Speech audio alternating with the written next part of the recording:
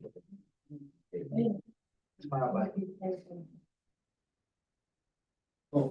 good morning everyone. Today is August 13, time is 9:05. This scheduled the opening of this. So we now call this meeting to order. Before we proceed, let me acknowledge the presence of the Business Committee members, our Vice Chair, Constito, our BAC members, dear Chris, dear Gia, and Marlene, a technical working group led by Sir Ruben, with online Attorney Tricia and Jerez, tapos Ma'am Cecil. Okay, our secretariat led by Sir Art Pangilinan, with Pat and Lisa. Do we have observers? Napa? Okay. So for the record, today is August 30, 2026, and the time is 9:07. And we are convening at back of the Congress Room, 4th floor, New Government Center, Bulacan 1, GCP of Imus. The BAC Secretariat will now confirm the government provide a brief overview of the proceedings. Good morning, everyone.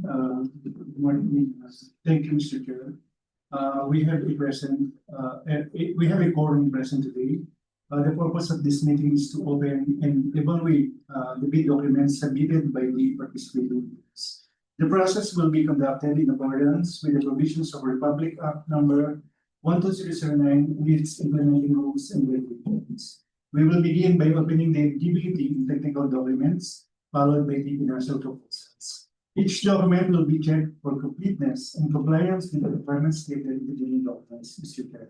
Thank you, Sir Art. This is the scheduled opening of the documents for the project Land Development of Sports Facility, Phase 2 at Pasugway 1. The approved budget is 29,998,290, and the contract duration is 195 days. As per the invitation to bid issued on July 24, 2026. Before we proceed with the opening of bids, may I ask the Secretary to confirm how many bidders are participating and their bidding documents for this project. Thank you again, Mr. Chair. For this particular item, we confirm that a total of 3 bidders have submitted their bidding documents before the prescribed deadline.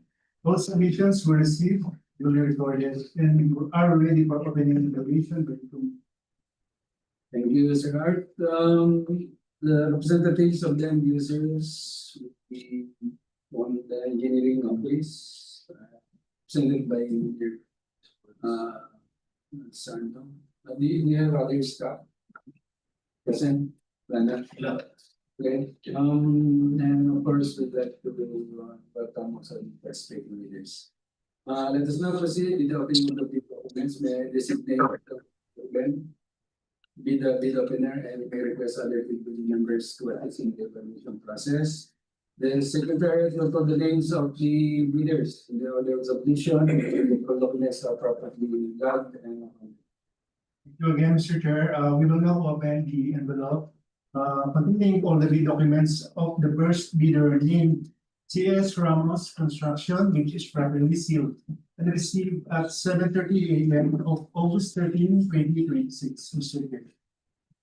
thank you. We'll now proceed or will now assess the eligibility and technical documents of the bidder CS Ramos Construction to determine compliance with the requirements set within the documents. The Secretariat is hereby instructed to forward the envelope containing the legal and technical documents to the document. Thank you, Mr. Chair. We will now forward this envelope containing the bid documents to the technical working group for their opening and evaluation.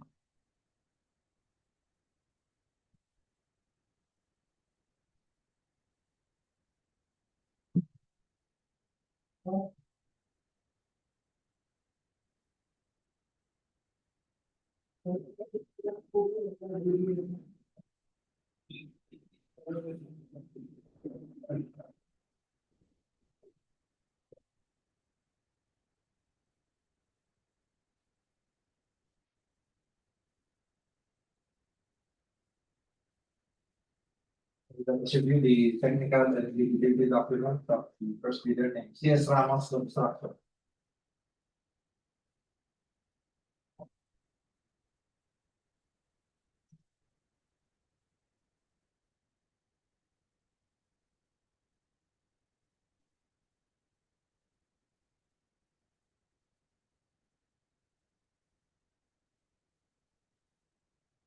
Certificate of Pilgrim's registration, platinum membership under the name of CS Ramos Construction. Certificate reference number 2005509-8275-158-526-2875. Issued on the 22nd of December 2025, valid until December 22, 2026.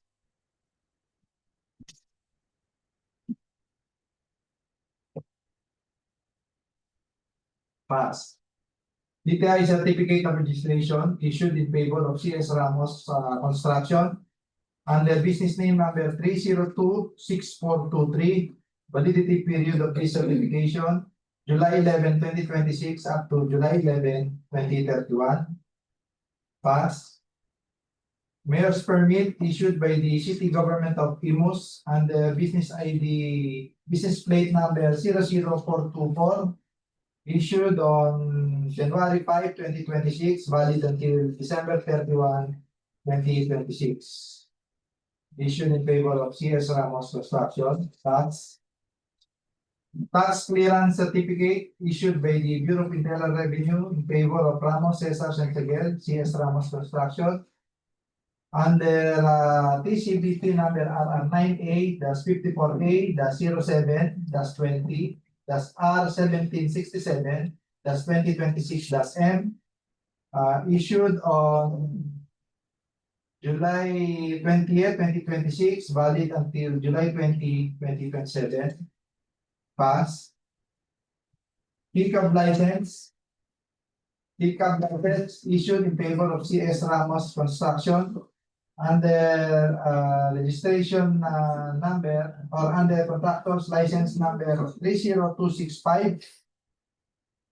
Validity period of this registration April 8, 2026 up to July 20, 2029. Pass. Statement of ongoing contract submitted signed by Cesar S. Ramos, stating no ongoing contracts. Pass. Statement of single largest completed contract submitted signed by Cesar Ramos. Name of contract, land development of sport facility phase 1 at Pasong Buaya 2. Amount of contract 29,777,011. Pass. Statement of completed projects submitted signed by Cesar S. Ramos containing several projects. Pass.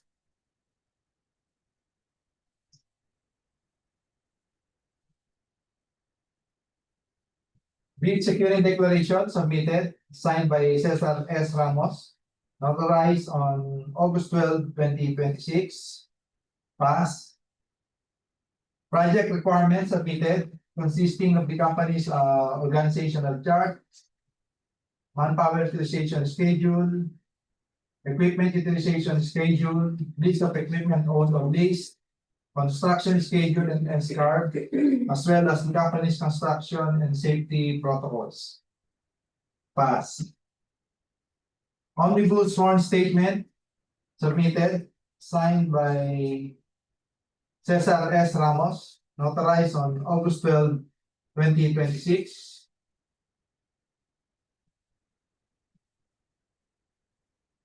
Pass. Audited financial statement submitted, covering the period comparative for the year 2024 and 2025, including proof of file upload dated March 2, 2026.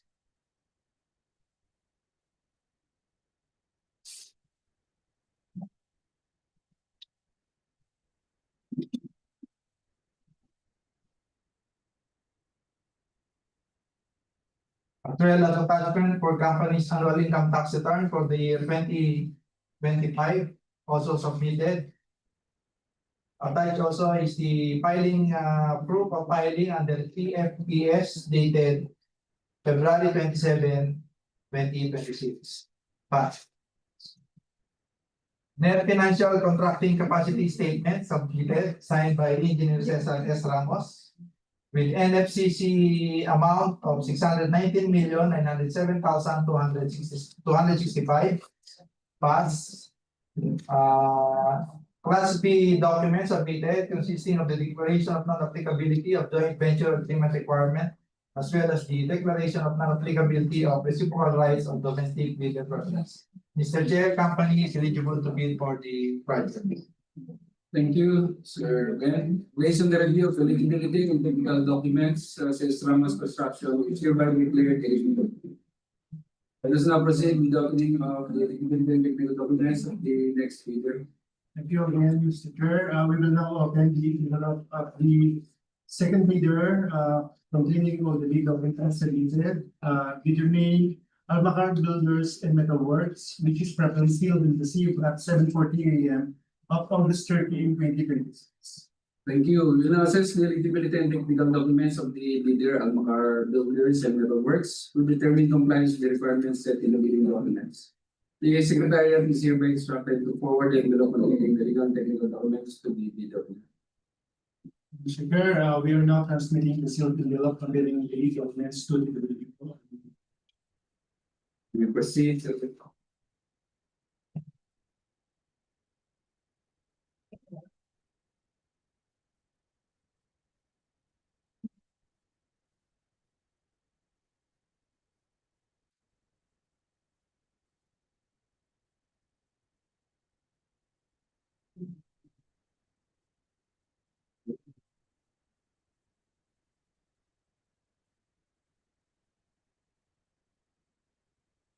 Let us review the eligibility and technical documents of bidder name Almacar Builders and Metalworks.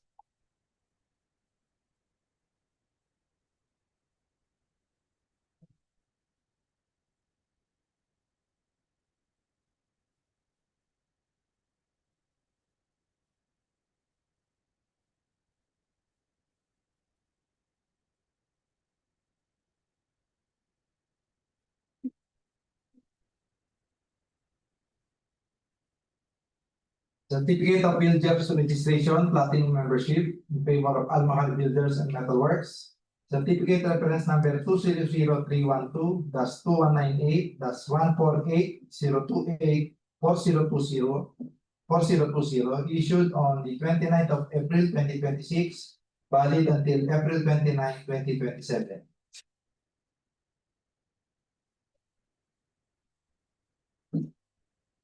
Pass. Detailed certificate of registration issued in favor of Almacar Builders and Metalworks under business name number 1302103. Validity period of this certification December 31, 2024 up to December 31, 2029. Pass. Mayor's permit and business license issued by the City Government of Bacoor under license number M-00254, issued on January 6, 2026, valid until December 31, 2026. Pass. Pickup license issued in favor of Almacar Builders and Metalworks under contractor's license number 21929.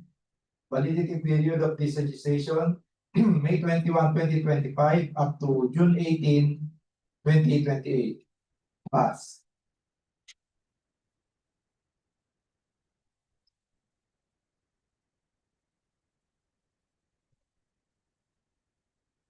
Tax clearance issued by the Bureau of Internal Revenue in favor of Makabinta Aurora Malubay, Almacar Builders and Metalworks under TCBP number RR9A-54B-12-10-R2978-2025-M, issued on December 10, 2025, valid until December 10, 2026.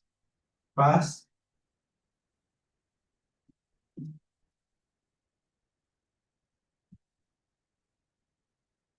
Statement of completed contracts which are similar in nature submitted, signed by Aurora Macabinta. Name of project, land development of school site at Alapan 1A. Amount of contract, 19,917,668.44. Pass.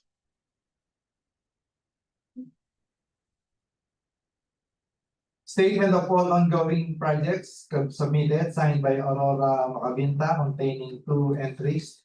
With total amount of 39,863,336.61. Pass. Statement of all completed projects submitted, signed by Aurora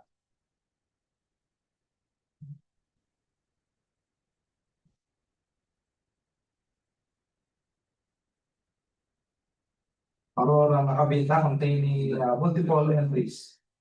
Pass. Bid securing declaration submitted, signed by Aurora M. Macabinta, notarized August 12, 2026. Pass. Project requirement submitted, consisting of the company's organizational chart, manpower utilization schedule, lease of equipment or lease, equipment utilization schedule, construction schedule and escrow, and the company's safety and health policy. Pass. Omnibus sworn statement also submitted, seconded by Aurora Macabinta, notarized on August 12, 2026. Pass. Audited financial statement submitted, covering the period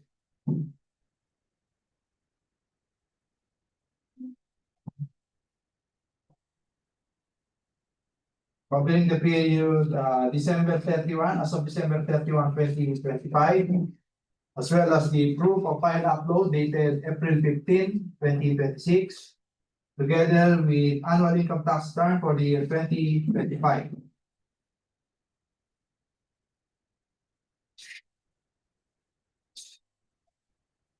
As well as the proof of filing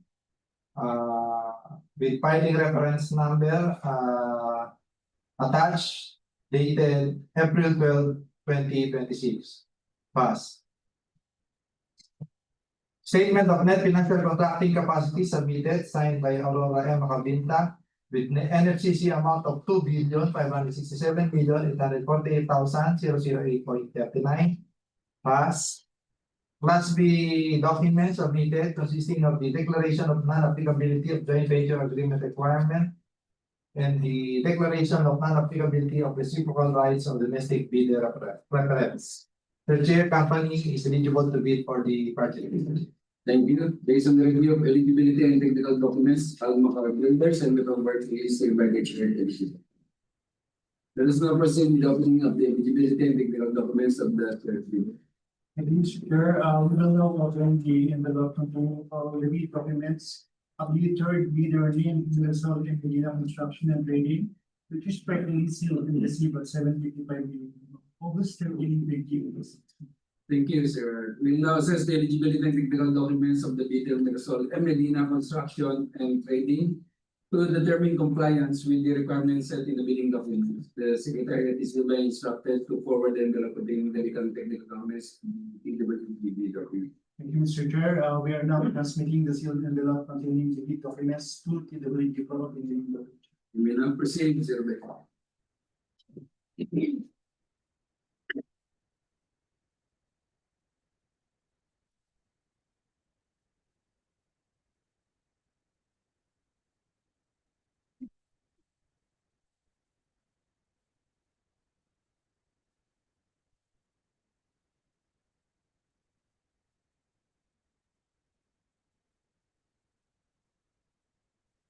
They will also review the eligibility and technical documents submitted by Universal and Medina Construction.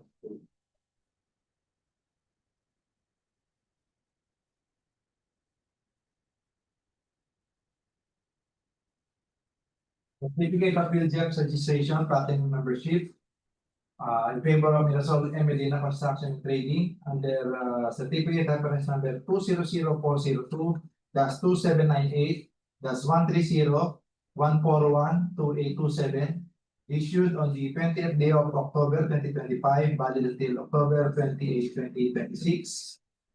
Pass.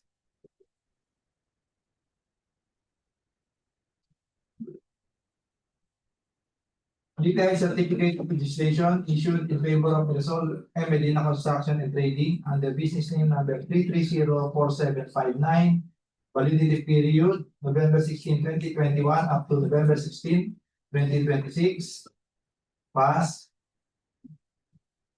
Business permit issued by the municipality of Amadeo, Cavite under business plate number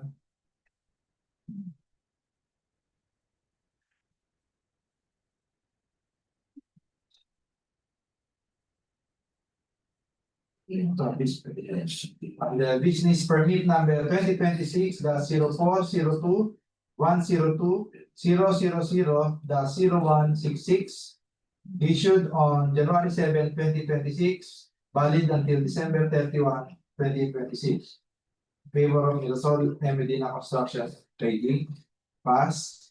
Tax clearance certificate issued by the Bureau of Internal Revenue under TCBP number RR9A-54A-08-05-R1961-2026-E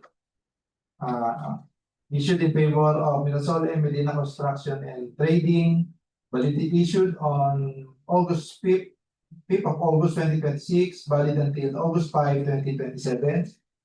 Pass. Pickup license issued in favor of Mirasol M. Medina Construction and Trading under construction license number 30282. Validity period of this registration June 29, 2026 up to July 24, 2029. Pass. Statement of single largest similar project submitted signed by Mirasol M. Medina. Name of contract, land development, phase 1, City Government Center, Pasong Buhay 1. Contract amount, 15,538,572. Pass.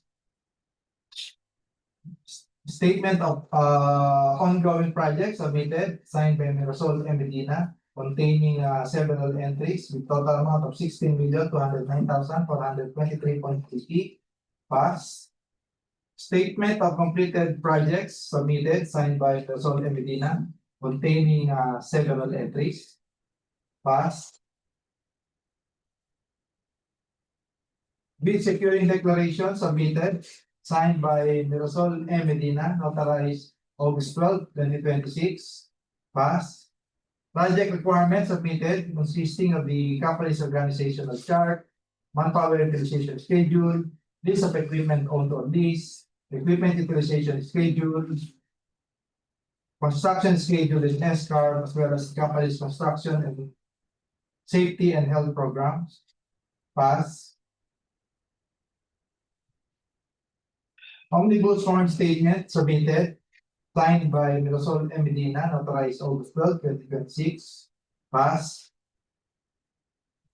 Audited financial statement submitted, covering the period comparative, December 2024, December 2025.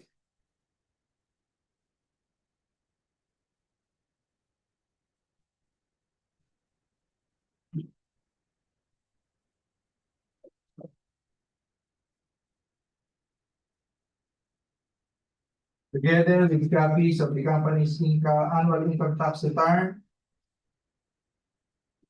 for the year 2025, together with proof of payment through EFPS dated March 18, 2026. Pass. Net financial contracting capacity statement submitted, signed by Rosalinda U. Bantok, with NFCC amount of 738,698,542.90. Pass. Class B document submitted, consisting of declaration of non-applicability of the individual agreement requirement, as well as the declaration of non-applicability of reciprocal rights or domestic bidder preference. Submitted. Mr. Chair, company is eligible to bid for the project. Thank you. Based on the review of eligibility and technical documents, the result and Medina Construction and Trading is hereby declared ineligible. Having determined that the bidders have complied with the eligibility and technical requirements, we shall now proceed with the opening of the financial proposal. The the opener is hereby instructed to open the envelope containing the financial proposal of the individual bidders for this project.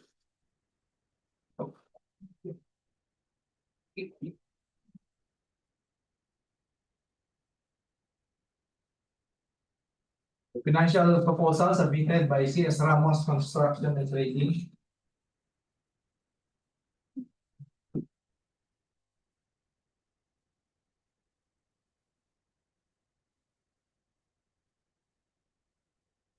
Amounts to 29,727,138, 29,727,138.00.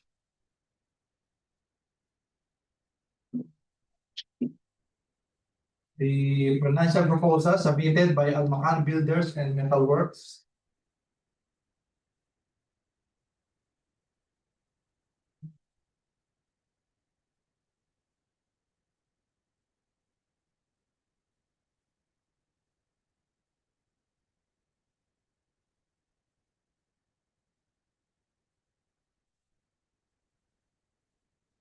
Amounts to 29,894,340, 29,894,340.00. And the financial proposal submitted by Mirasol and Medina Construction and Trading.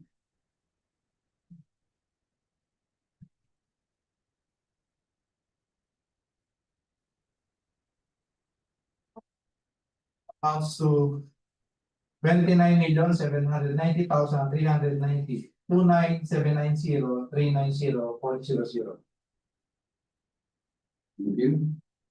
After evaluating the financial proposal, we confirm that the bid of 29,727,138 pesos submitted by CS Ramos Construction is the lowest calculated bid and fully complies with the requirements under the Public Act number 1207. I therefore declare CS Ramos Construction as the lowest calculated bidder. This is subject to the post-qualification process to verify full compliance with the legal, technical, and financial requirements. Is there any question? Hearing none, we'd like to thank the participating leaders and the representatives of the users. Time is 9:33.